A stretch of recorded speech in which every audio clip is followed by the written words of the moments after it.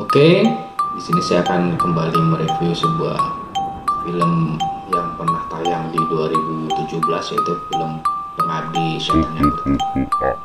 Film horor Pengabdi Setan ini merupakan karya sutradara Joko Anwar yang dirilis pada 28 September 2017.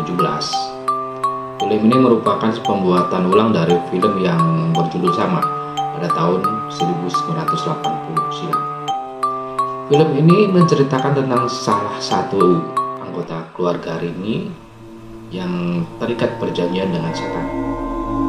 Mengungkapkan perjalanan Rini untuk membongkar kematian ibunya, Mawarni Suwono. Alur cerita film ini mengisahkan tentang sebuah keluarga yang beranggotakan ayah, ibu, dan 3 adik laki-lakinya. Ibunya merasa sakit-sakitan dan membutuhkan banyak uang untuk biaya pengobatan. Sang ibu hanya berbaring di tempat tidur dan menggunakan lonceng jika meminta bantuan. Keuangan mereka mengalami krisis dan semakin menipis. Keadaan ibunya pun semakin sangat memprihatinkan, sampai mereka harus menjual rumah dan kemudian pindah ke rumah tua milik neneknya. Di rumah itu, Rini harus rela mengorbankan masa depannya karena telah kehabisan uang untuk biaya pengobatan sang ibu.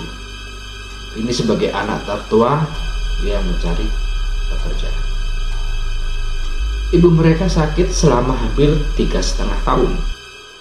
Tanpa jelas apa penyebabnya yang membuat keadaan mereka itu semakin terpuruk. Segala upaya keluarga untuk membuat sang ibu sembuh dari penyakitnya gagal. Sampai akhirnya Rini menemukan sang ibu terjatuh di lantai kamar dan menghembuskan pasca.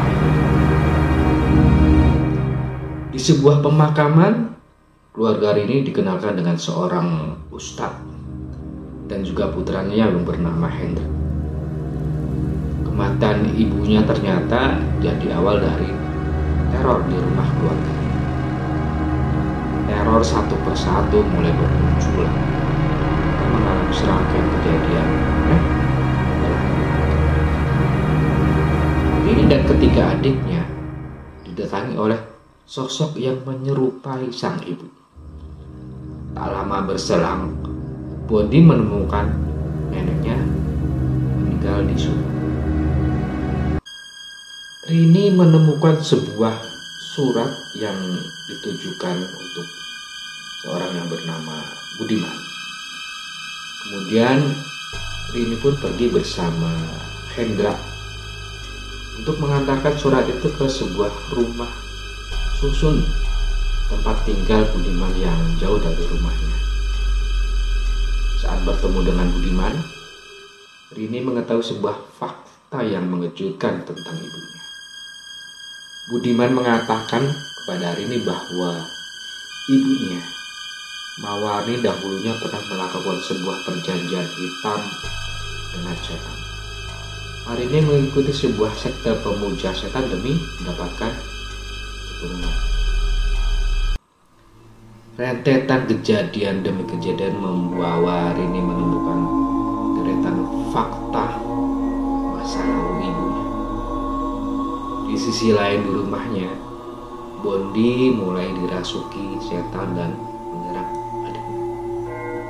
Mereka terus-terusan diserang teror hingga akhirnya meminta bantuan kepada sang ustaz. Pada suatu ketika, Budiman menelpon kepada Hendra untuk mengunjungi ke rumahnya. Namun naas, di perjalanan pulang Hendra mengalami kecelakaan dan kemudian meninggal.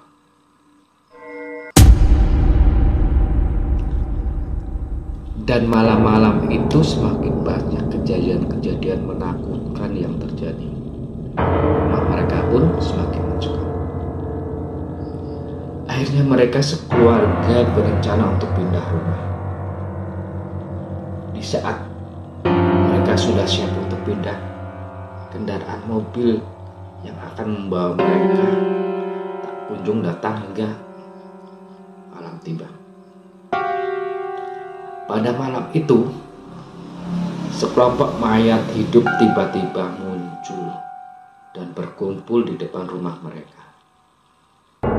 Ustadz yang mencoba menolong keluarga ini pun telah tewas oleh para pengabdi setan. Jadi itu sedikit review ataupun mengulas sebuah cerita film Pengabdi Setan pertama